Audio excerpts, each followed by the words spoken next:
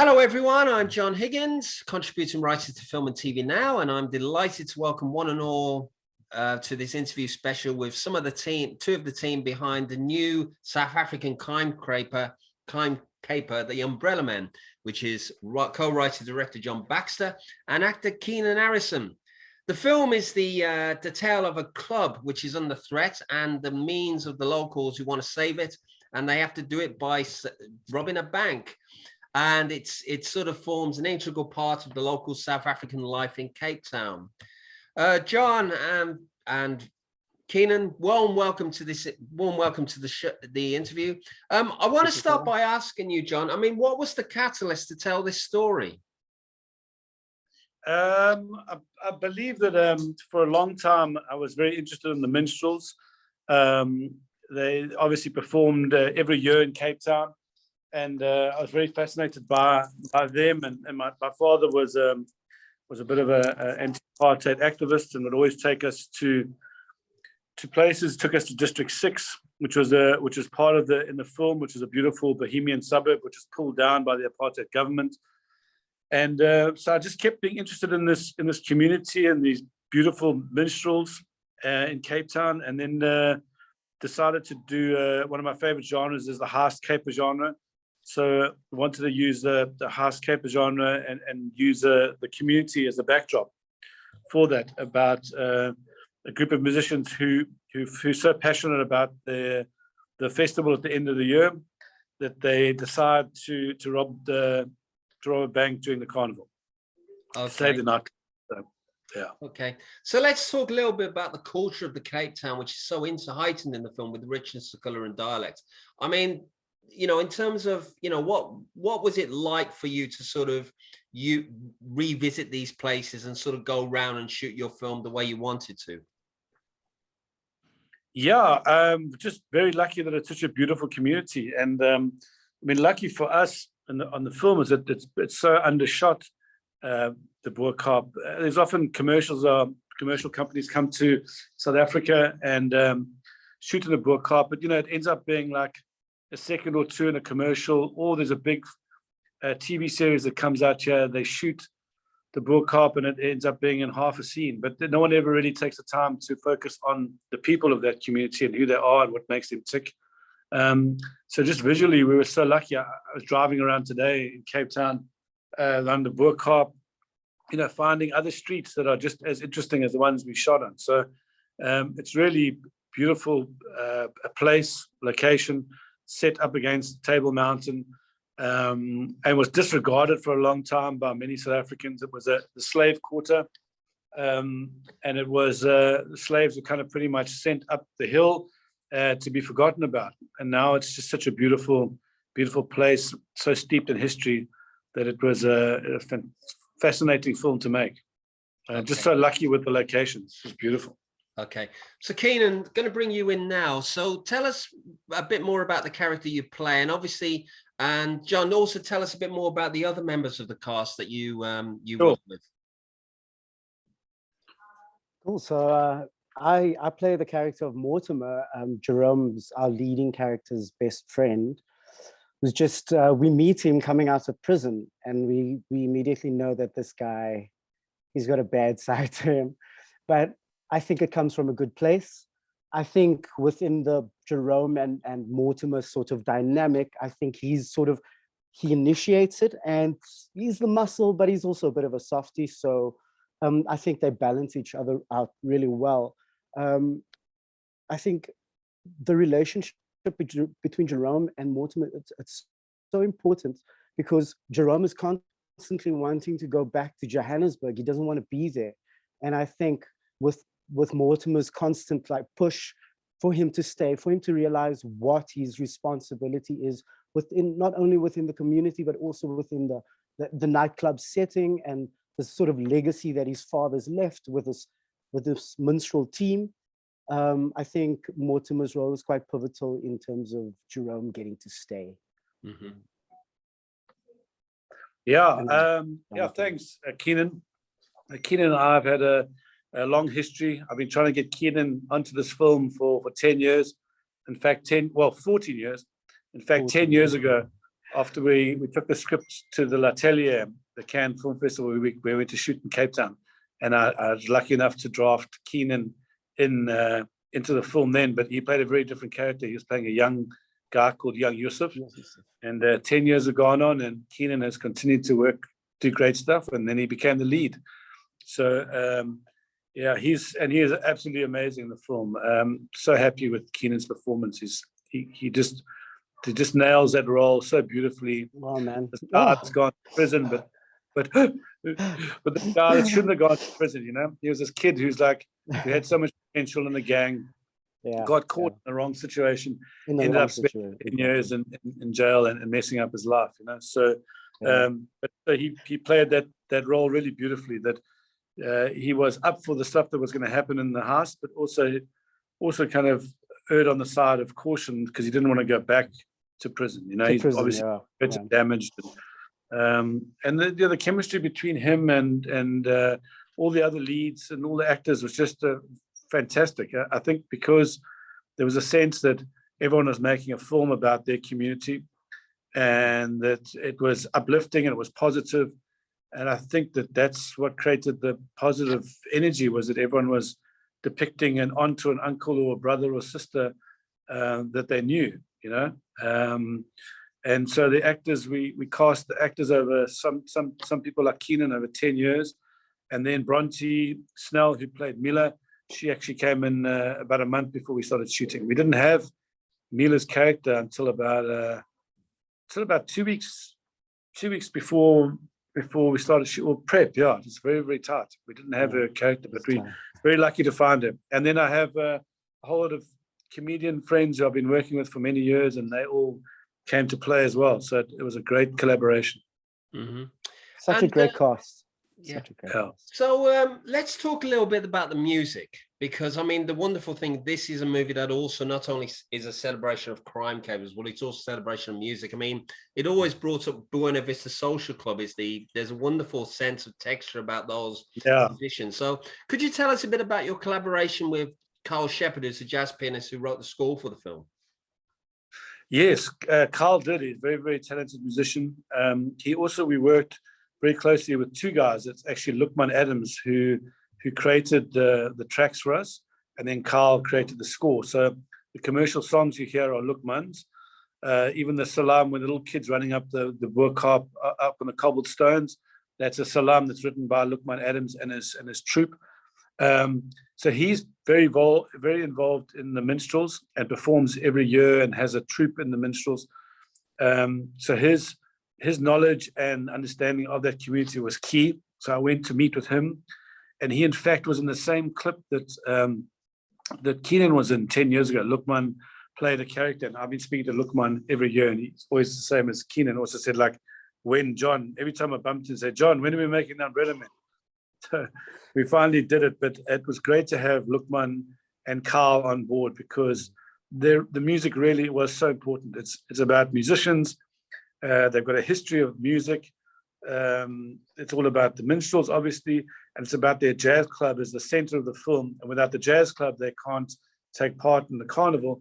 So music had to be a key part of the film. So we're so happy to have those two talents and two different sensibilities, because Carl Shepard is taught under Abdullah Ibrahim, great jazz South African musician, pianist, and so his style is very different to Lukman. But in the character Jerome grew up in a household where everyone were minstrels, and him and his father had differences of opinion in terms of music and where he wanted to take his career. So in his career, in his trajectory of his life, he wanted to distance himself from the minstrels. He felt that the minstrels were a way of man tanning or singing for your supper, and he tried to distance himself from that.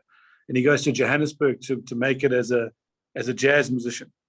So when he comes back and starts to reconnect with his family, we wanted to reconnect with the minstrels that he kind of turned his back on and the minstrel sound. So in the film, there had to be this balance of what Jerome had learned in Joburg, or what he was trying to do. He was trying to be a music producer. So we had to blend that with the old school music of the minstrels that his father much. And so in the film, there had to be that mixing of music. So that's why we went for Carl and for Lukman.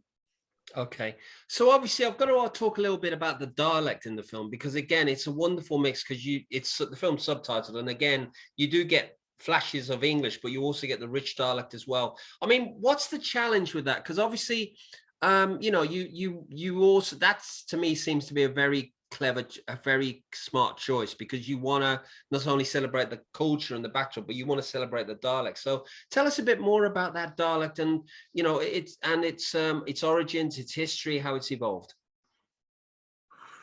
Yeah, I mean, Keenan can also tell you a lot more to that. I mean, the history of Afrikaans, as you know, is a bastardized language from originated in the kitchens in Cape Town, places where people from different parts of the world were thrown into areas and they had to communicate. And so they, over time, created a language. It became a melting pot, essentially, of this language. Yeah, a melting pot of all these languages, you know. Yeah, predominantly Dutch, with German in there. There's French, there's Malay, there's Indonesian. So there's lots of words to be found there. But yes, predominantly Dutch, which became Afrikaans. And then which they now call, John, which they now call Afrikaans. Yeah, so exactly. We've gotten to the dialect, and its term is now Afrikaans. So exactly, I guess that's what we use in the film, right? Yeah, it is, and it's a very natural way of speaking. Mix of English and Afrikaans, which is now, like Keenan says, it become Afrikaans, because I think the Afrikaans is more of it identified with the Cape Malay community. The Cape Malay community, 100%. Yeah. So it's an interesting dialect, and it's funny because the actors were saying, like Abdullah Ahman Adams, who plays Tariq, who plays the antagonist, said it was such a it was so cool to be in this film, to speak in the way he did, because it's his natural way of speaking. Whereas for the most roles that he does, he has to change his accent and speak and speak in a very different way. But this was a natural way of speaking, the way he speaks every day. So he loved it. I don't know if you felt the same, Keenan, but there was moments where it felt very, very natural. Well, I guess it's authentic to that community as well. So from the crew who's from Cape Town and from the Cape Flats, that's how they speak, you know. I think John had such a great balance of bringing us all together. Even the Tendeka character that Kagiso plays, you know, you had Brendan Murray, and then you had this sort of Joburg sort of accent influence from Joey Rasdeen, you know. So the film itself, besides us shooting in a location where the language is so rich, you know, and colorful, John, I think, did such an amazing job with the casting, so that it's sort of diversified throughout the film, you know, and I think it's great. You know, even with the Keisha character, I remember, you know, like playing on which part of Cape Town you're from would determine the way you sound. And I think every actor was just like so happy to be able to play, you know, with whatever they brought to the table. It's fantastic. Yeah, I mean, I certainly felt that there's some fun moments. I mean, obviously that moment where they go to the thing about collateral, and of course he says, you know, I'm not going to kill you, and he gets the gun to do that. I think the comedy did really come across, but it didn't come across as a stereotypical way. It came across as natural, and I love the fact that you know, when you're listening to the consciousness of the dialogue. You know, it fed into a really interesting, movie. Let's talk a little bit about the shooting of the film. I mean, obviously you shot in Cape Town. I mean, how long did you shoot for? I mean, were you still under restrictions from COVID? I mean, how challenging was it? Yeah, it was very challenging. It was super low budget, South African low budget film, really. If you're going to compare us to like The Bank Job or Ocean's 11 or, you know, so we shot for 4 weeks. We shot 6 days, 6 days, 6 days, 6 days, with only like a 1 day break in between, which is also makes it very difficult. And then on top of that, you know, because when you're comparing yourself, everyone will compare us to big heist films. So in that respect, it was quite tough. We had to shoot a lot of pages a day. And then also during COVID, it was tough because we wanted to, originally it was always going to be, we're going to shoot a day on the carnival and treat that like documentary footage and put that in the film. But because of COVID, the carnival's been shut down for 3 years. And with the COVID rules, we could only have 100 people on the street at a time. So we had to make that 100 look like it was thousands, because on the carnival day, I think it's like 20,000. 20,000 at least, yeah. Yeah, 20,000 minstrels on the street, which is fantastic, and it's huge, and there's tourists and everyone comes out to watch it. So we had to try and recreate that, which is tricky. So that was it was a real challenge, and everyone with masks, wearing masks, and directing or talking with masks on it was tough. Yeah, we got tested. We had to get signed in, checked every day. It was so many restrictions, but we got through it. Yeah. So let's talk a little bit about, tell us a bit more about this carnival that forms the backbone of the story. What's its history? How long has it been going? You mentioned just there that 20,000 people turn out to it a year. What time of the year does it take place? And what are the things that if somebody from outside Cape Town came down, what would they be promised in terms of a reception and a celebration? Yeah, that's why the festival the carnival is so amazing, because it's deep in history. The story goes that a group of minstrels from America, obviously white sailors, got off the ship and they were performing as minstrels. And around the time, a few years later, the enslaved people of Cape Town were freed, and they took to the streets dressed as minstrels. Obviously, whitening up their faces. They did whiteface. They did the complete. They did whiteface instead of blackface. Yeah. And that's been going. That was like the 1840s, and 1800s. Yeah. They performed every year, and then as would have it, the dodgy colonialists needed to celebrate the 1st of January, the new year, and they refused to let their slaves have the day off so they could clean up after them, and they only gave the slaves the following day off on the 2nd of January. So the tweede nuwe jaar, which is an Afrikaans saying, is the second of the translation into English is the 2nd of January. So the community and this carnival celebrates on the 2nd of January due to the apartheid and colonial history, which in itself is very interesting. But what I love about it is that it survived all of this, and apartheid, and also the current situation where the Cape Town city is trying to cut down the carnival because it takes over the city, and there's obviously lots to organize, which I think is a shame. Every year it's a detriment to the city. Yeah, completely, because they've created another carnival at the moment, which to me looks very much like the Rio Carnival. It's not as original. I was just about to say, John, sorry to jump in, but it could literally be on the scale of, you've got Rio, you've got New Orleans, you've got all these carnivals happening. Yeah. And I think every year since before COVID, it's continually grown in numbers. Yeah. Visitors coming to Cape Town because it is a sort of highlight for the city itself. So that is how Cape Town tourism or South African tourism have gotten involved. And it's like, I think it's, why fix it if it's not broken? Mm-hmm. So exactly. Why I choose another carnival? This is it's rooted in beautiful, authentic history. But what I think the biggest issue around that is that you take away a livelihood from people who have, like, families have been doing this for years. Kids grow up, they are born into a family of minstrels, and we had a kid at the end of the film, the kid that was doing the whole dance in front, these kids grow up with it. So suddenly you're taking away a sort of livelihood, food. Once the carnival ends at the beginning, when does it end? 3rd, 4th of Jan. Everybody goes back to preparing for the next year. So it's Okay. Yeah. It's a vicious cycle. We're going to wrap up in a minute. I've got 2 final questions for you. The film had its world premiere in September at the Toronto International Film Festival. Now, what was the experience like? And also, how challenging was it what was the journey that got this little film of yours into the Toronto Film Festival? Because obviously, there are a few independent filmmakers out there who have just completed their projects and they're keen to get it in the broadest view from festivals like Toronto. So perhaps could you share with us a little bit about that journey and what was it like? Yeah, we all went. We took Keenan and the other lead actors, and the response was fantastic, John. It was so well received. They The cinemas were full. We had 6 screenings, 4 public screenings, 2 publicity, marketing, press screenings. But just all the interviews we did around the time, obviously Tom and Annie had set up.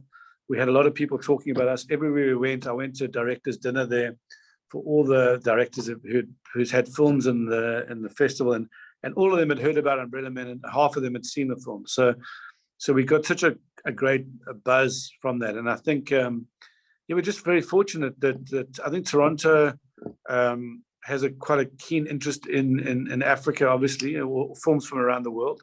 And I think this spoke to them because it's a marginalized community, and people want to see films set in communities like this. I think that's we were quite fortunate that was something that the Toronto Film Festival was looking for, was to showcase something like this. So yeah, we love it. It's a cool film, but I think the timing was also. And everyone loves a heist movie.